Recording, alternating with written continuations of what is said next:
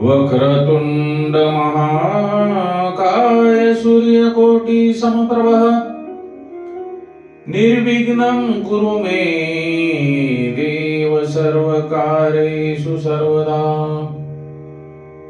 ओम नमो भगवते वासुदेवाय। कृष्णं नारायणं वन्दे कृष्णं वन्दे वज्रप्रियं कृष्णं द्वैपायनं वन्दे कृष्णं वन्दे प्रथासुतम्।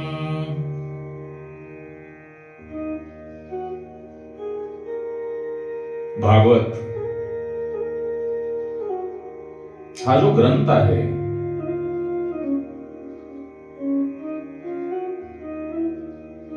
तो ग्रंथ म्हणजे या कलियुगामध्ये मानव प्राण्यांच्या जीवाचे कल्याण करणारा असून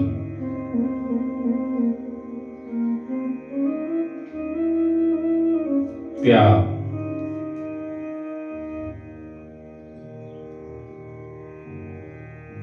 ग्रंथावर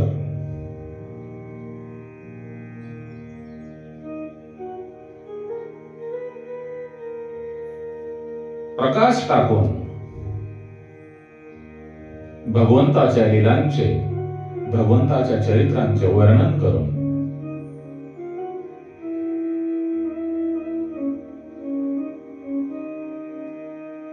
आपण आपल्या जीवाचे कल्याण करून घेतले पाहिजे। तो हा या कलियुगामध्ये जडजीवाचे उद्धार करणारा हा ग्रंथ असून जो कोणी या भागवत महापुराणाचे, श्रीमद भागवतांचे श्रवण करेल त्याचा नक्कीच उद्धार झाल्याशिवाय राहणार नाही।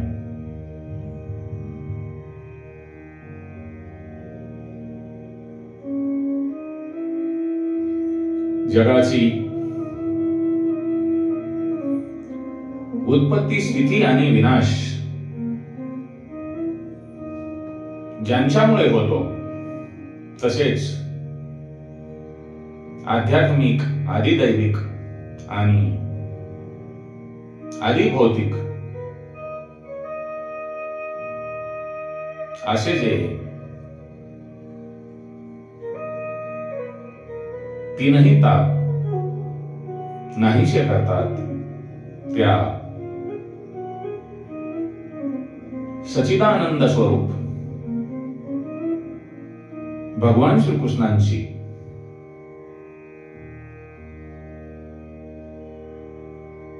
आम्ही स्तुती करतो।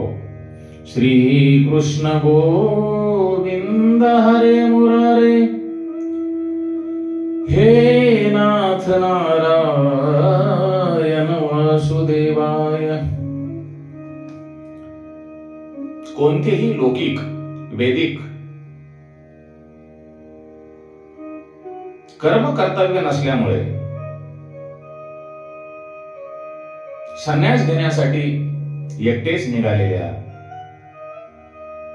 ज्यांना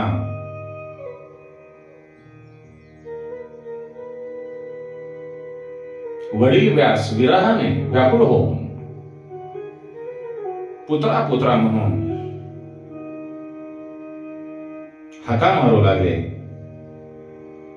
तेव्हा ब्रह्मरूप झालेल्या सुखदेवांशी एकरूप झालेले वृक्षच जणू काही सुखदेवांच्या वतीने ओ देऊ लागले। एवढे सुखदेव ब्रह्मस्वरूप झालेले होते। अशा सर्व चराचरांच्या हृदयात विराजमान झालेल्या श्री शुक मुनींना आम्ही नमस्कार करतो. भगवत कथा अमृताचे पान करण्यामध्ये कुशल असणाऱ्या मुनिवर शौनकांनी नैमिषारण्यात आसनावर बसलेल्या महाबुद्धिमान सुतांना नमस्कार करून म्हटले आहे. शौनक म्हणतात, शुत महोदय, अज्ञान अंधकार नष्ट करण्यासाठी लागणारे ज्ञान आपल्या ठाई कोट्यावधी सूर्यांच्या तेजाच्या बरोबरीचे आहे. कानाला अमृता समान असणारी सारभूत कथा आपण आम्हाला सांगा. भक्ती ज्ञान वैराग्याद्वारा प्राप्त होणारा महान विवेक कशामुळे होतो, तसेच वैष्णव महामायेपासून कसे मुक्त होतात. या घोर कलियुगामध्ये मनुष्य प्राणी बहुधा आसुरी स्वभावाचे आहेत. विविध तापांनी पोळलेल्या या जीवांना शुद्ध श्रेष्ठ होण्याचा उपाय कोणता? आपण आम्हास असे शाश्वत ज्ञान सांगा, ज्या योगे जीवांचे कल्याण होईल, जे पवित्रांनाही पवित्र करू शकेल आणि भगवान श्रीकृष्णांची प्राप्ती करून देईल.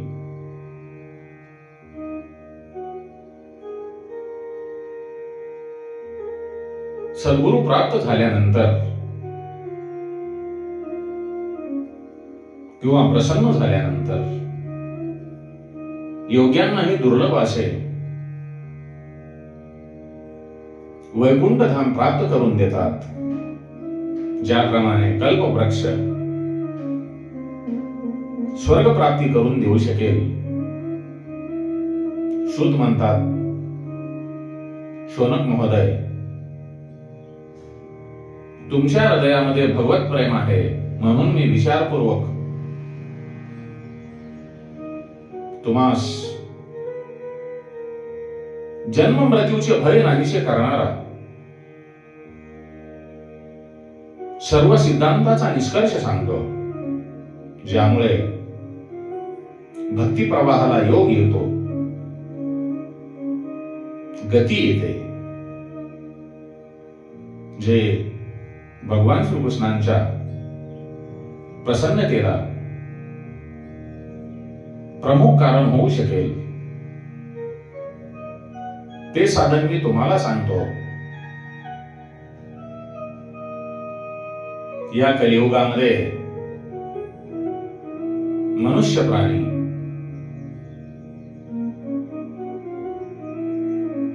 कालरूपी सर्पाचे भक्षण झालेले आहेत. या त्रासाचा संपूर्ण नाश करण्यासाठी श्री सुखदेवांनी श्रीमद भागवत शास्त्र यांच्यावर जे प्रवचन केले आहे, मनशुद्धीसाठी यापेक्षा दुसरे कोणतेही साधन नाही. मनुष्याच्या अनेक जन्माचा पुण्याचा ज्या वेळेला उदय होतो, मनुष्याच्या अनेक जन्माचा ज्या वेळेला पुण्याचा उदय होतो त्यावेळेला त्या मनुष्यास भागवत शास्त्र ऐकावयास मिळते. राजा परीक्षितांना ही कथा सांगण्यासाठी जेव्हा सुखदेव कथेमध्ये आले, सभेमध्ये आले, तेव्हा देवांचा राजा इंद्र आणि देव तेथे अमृत कलश घेऊन आले.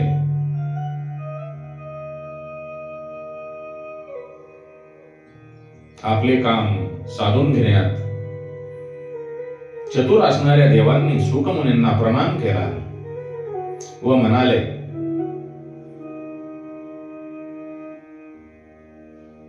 हे मुनी, हे अमृत घेऊन त्यांच्या मोबदल्यात आपण आम्हास भागवत कथा अमृताचे दान द्यावे. अशी देवाणघेवाण केल्याने राजा परीक्षित अमृत प्राशन करील आणि तो अमर होईल आणि आम्ही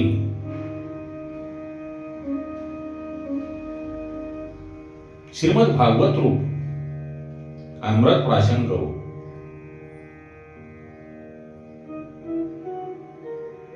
या संसारात जशी काच मौल्यवान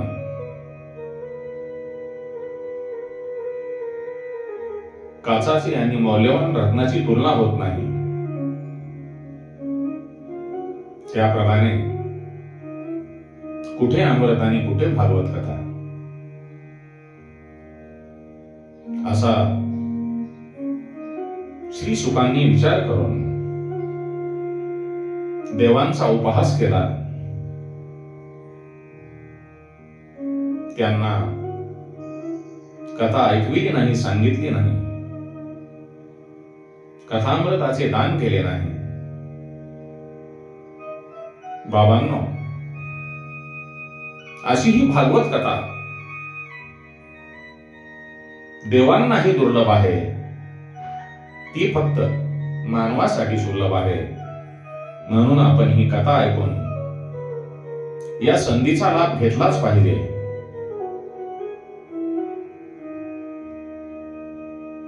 पूर्वी श्रीमद भागवत कथा श्रवणानेच राजा परीक्षितेला मोक्ष प्राप्त झाला. हे पाहून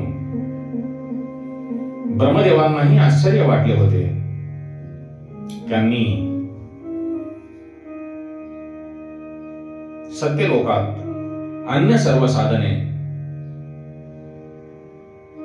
मोजून पाहिली, परंतु त्यांना भागवताच्या तुलनेमध्ये अन्य सर्व साधने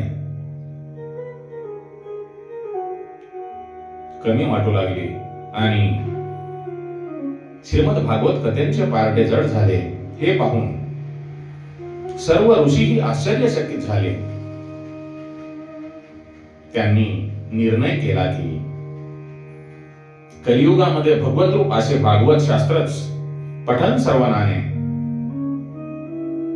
तात्काळ वैकुंठ लोक प्राप्त करून देते. सप्ताह विधीने श्रवण केल्यावर भागवत खात्रीने मुक्ती प्राप्त करून देते. पूर्वी दर्याद्र अंधकरणाच्या संकाधिकांनी देवर्षी नारदांना कथन केले होते. जरी हे शास्त्र देवर्षींनी प्रथम ब्रह्मदेवाकडून श्रवण केले होते, तरी त्याचा सप्ताह श्रवण विधी मात्र त्यांना संकाधिकांनीच सांगितला होता.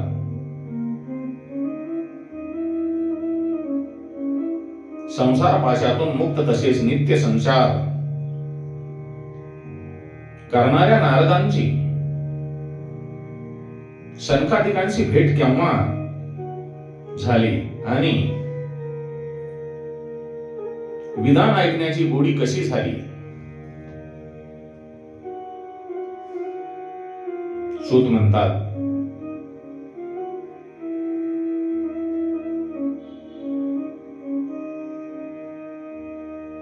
एकदा बद्रीनारायण क्षेत्री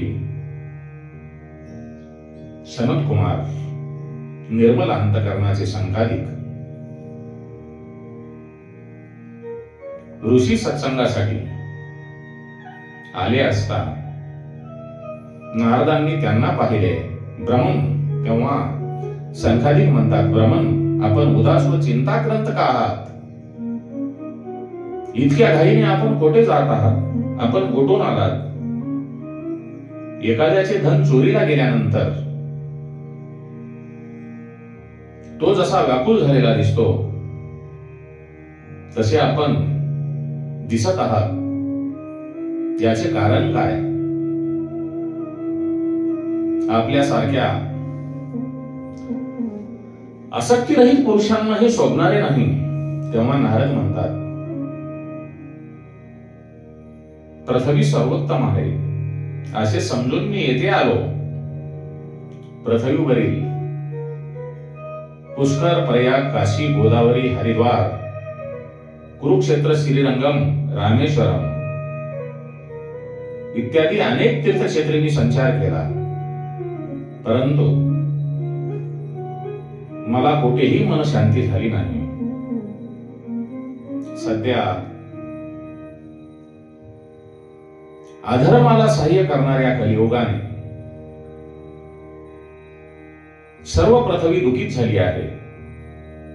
येथे आता सत्य, तप, पवित्र, दया, दान राहिलेले नाही. मनुष्य प्राणी केवळ उपजीविकेत वेगळे आहेत. ते असत्य भाषण करणारे, आळशी, मंदबुद्धी, भाग्यहीन, उपद्रवग्रस्त असे झालेले आहेत. संत म्हणवणारे धांबिक आहेत. वरकरणी विरक्त दिसणारे संचय करीत आहेत. लोक धनलोभाने कन्या विक्रय करू लागले आहेत. नवरा बायको मध्ये कलह होत आहे. महात्मा पुरुषांचे आश्रम, तीर्थक्षेत्रे, नद्या इत्यादीवर इतरांचा अधिकार झालेला आहे.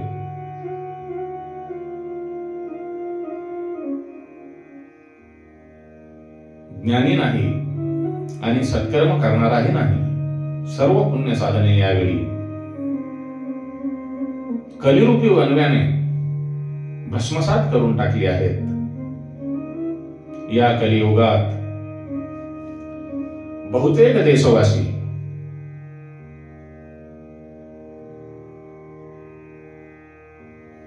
बाजारात अन्न विकू लागले आहेत. ब्राह्मण द्रव्य घेऊन पूजापाठ करत आहेत आणि स्त्रिया सदाचारहीन झाल्या आहेत. अशा रीतीने कलियुगाचे दोष पाहत पृथ्वीवर संचार करीत असता मी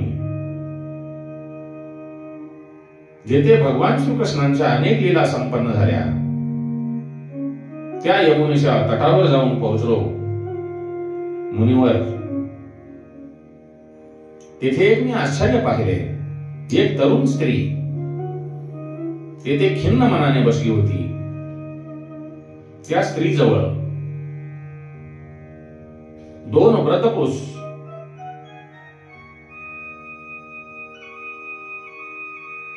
मूर्छित पडलेले होते व ते जोरात सुस्कारे टाकीत होते.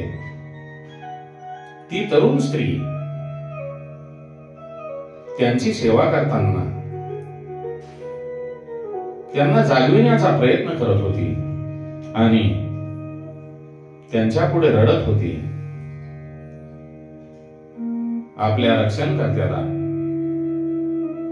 ती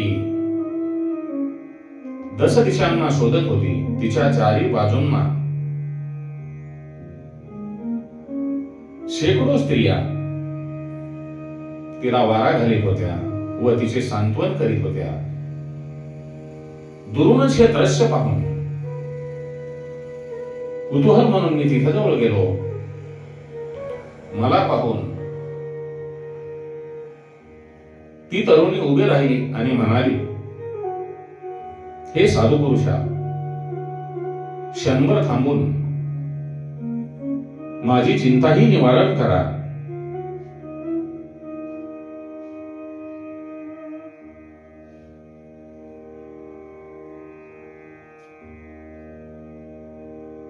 आपल्या केवळ दर्शनाने या संसारातील सर्व पापे समूळ नाहीशी होतात. आपल्या वाणीने बहुतेक माझे दुःख दूर होऊ शकेल. मनुष्याचे ज्यावेळी भाग्य उदयाला येते त्यावेळी आपले दर्शन होते. तेव्हा नारद म्हणतात, हे देवी, तू कोण आहेस? हे दोन पुरुष कोण आहेत? आणि तुझ्या भोवतालच्या या कमलनयना स्त्रिया कोण आहेत? तुझ्या दुःखाचे कारण तू मला सविस्तर सांग. त्यावेळेला ती युवती म्हणते, माझे नाव भक्ती. ज्ञान आणि वैराग्य या नावाचे हे माझे दोन पुत्र आहेत. कालगतीमुळे हे असे वृद्ध झाले आहेत. या देवी म्हणजे गंगा इत्यादी नद्या आहेत. या सर्व माझी सेवा करण्यासाठी आल्या आहेत. अशा प्रकारे साक्षात देवतांच्या द्वारा माझी सेवा होत असूनही मला समाधान नाही. हे तपस्वी, आता लक्षपूर्वक माझी कथा ऐका.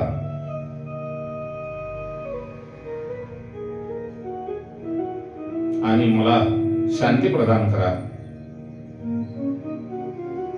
द्रविड देशात माझा जन्म झाला. कर्नाटकात मी वाढले. महाराष्ट्रात काही ठिकाणी मला सन्मान प्राप्त झाला. परंतु गुजरात मध्ये मला वृद्धापकाळाने घेरले. तेथे घोर कलियुगाच्या प्रभावाने दुर्जनांनी मला छिन्न विछिन्न केले. दीर्घकालपर्यंत माझी अशी अवस्था झाल्याने मी माझ्या पुत्रासह अशी दुर्बल आणि निस्तेज झाले आहे. परंतु आता मी या वृंदावनात पुन्हा आले व नवजीवन मिळाल्याप्रमाणे मला सौंदर्य प्राप्त होऊन मी तरुण झाले. परंतु झोपलेले हे माझे दोन पुत्र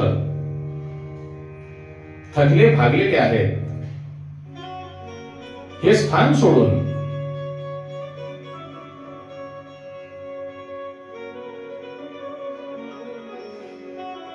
मी दुसरीकडे जाऊ इच्छिते.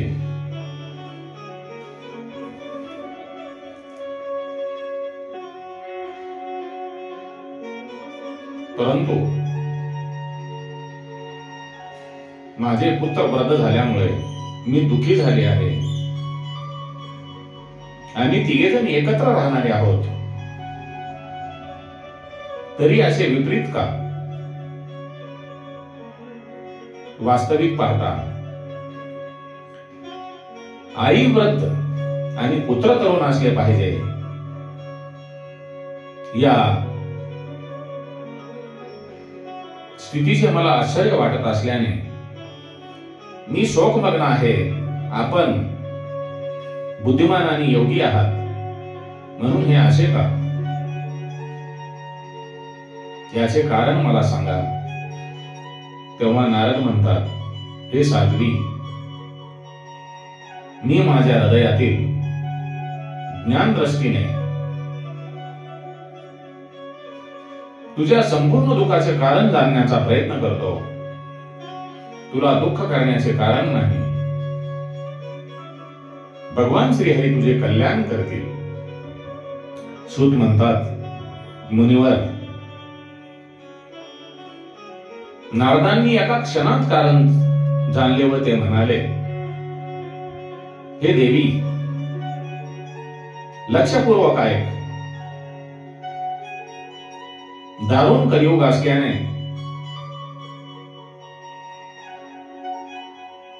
सदाचार, योग साधन व तप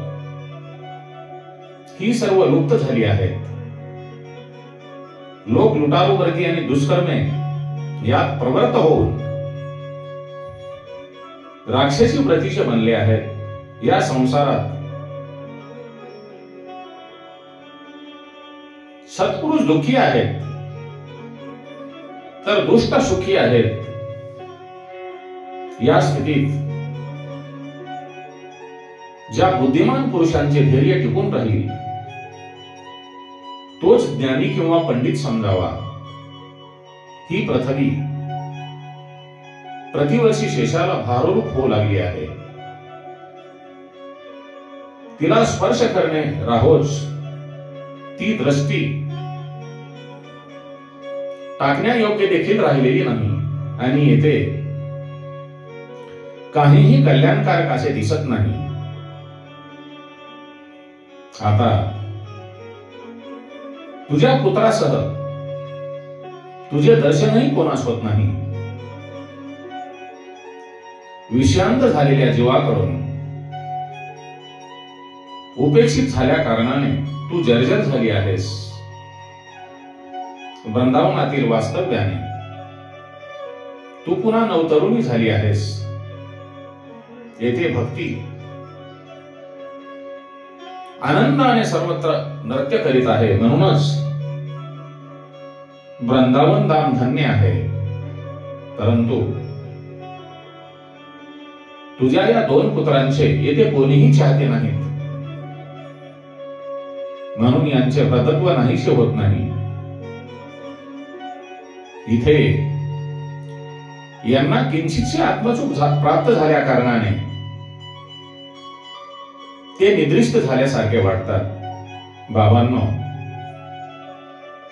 भक्ती, ज्ञान आणि वैराग्य. भक्ती ही नवतरुणी आहे आणि तिचे दोन पुत्र म्हणजे ज्ञान आणि वैराग्य आहेत. या कलियुगामध्ये भक्तीसोबत ज्ञान आहे परंतु वैराग्य नाही.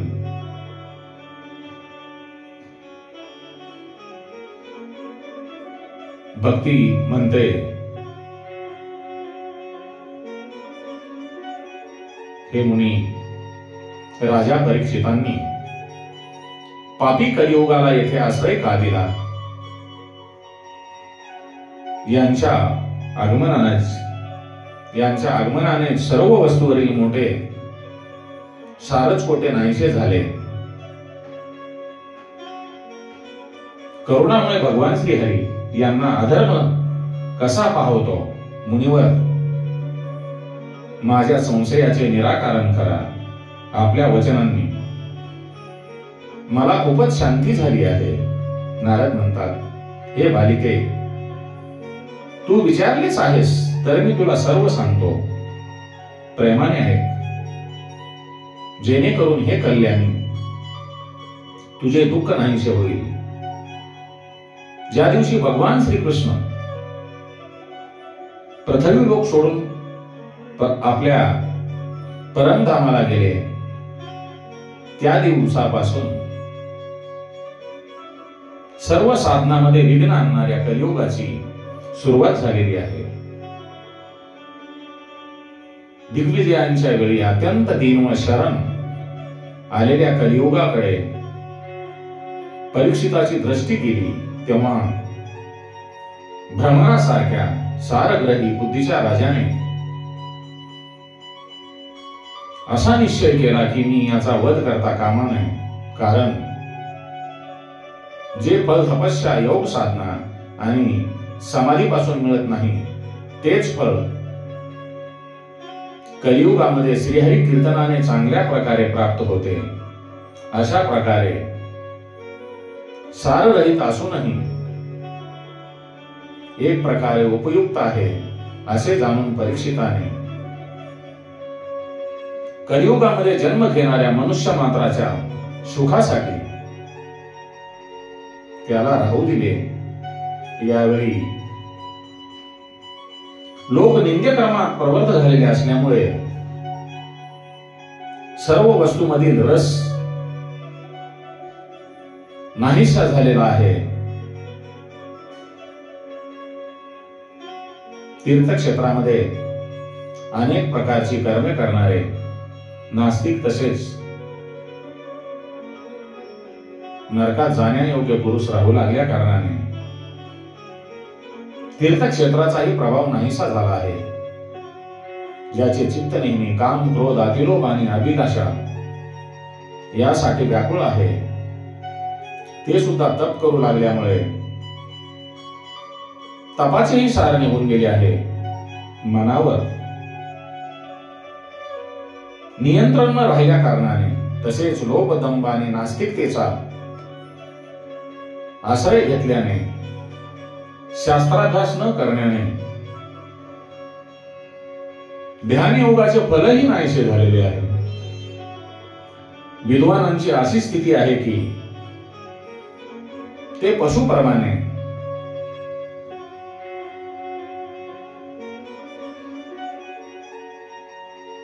संतती निर्मितीच्या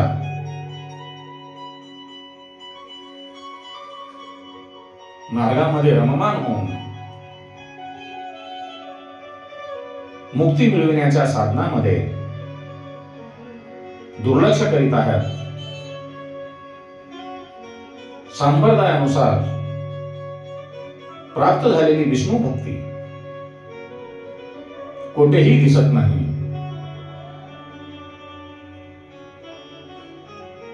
हा तर कलियुगाचा प्रभाव आहे. तेव्हा याचा दोष कोणाला देणार? याच कारणाने पुंडलिकाक्ष भगवान अगदी जवळ असूनही सर्व सहन करत आहेत. सूत म्हणतात, शोनका देवर्षी नारदांचे वचन ऐकून भक्तीला मोठे आश्चर्य वाटले. त्यावरती पुन्हा काय म्हणाली, हे देवर्षी, आपण धन्य आहात. माझ्या सद्भाग्यानेच माझी आपल्याशी भेट झाली. या संसारात साधूच्या दर्शनाने सर्व सिद्धी प्राप्त होतात. आपण केवळ एक वेळ उपदेश केल्यानेच कयाधूचा पुत्र प्रल्हाद याने मायेवर विजय मिळवला होता. आपल्या कृपेनेच ध्रुवाने ध्रुवपदही प्राप्त केले होते. हे महर्षी नारद, सर्व मंगलाचे मंगल तसेच साक्षात ब्रह्मदेवाचे पुत्र आहात, म्हणून मी आपणास नमस्कार करते. असे भक्तींनी नारदांना वंदन करून नमस्कार केलेला आहे.